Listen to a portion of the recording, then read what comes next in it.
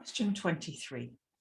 In the game illustrated here, the black counter has to be moved from its starting position, which is here, to its target position, which is here.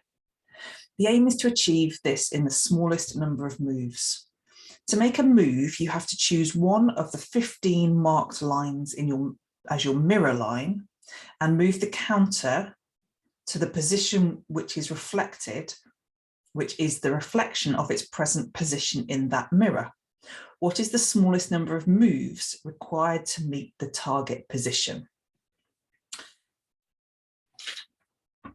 So looking at this, if we consider this our first mirror line, what we do is we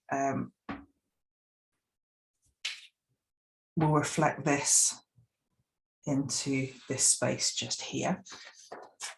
Then if we do that again in this line here, we can do that here. And then this and this are reflections of each other. And as it happens, we can, if I do it in pink, this here is the mirror line that then takes this and reflects it onto here.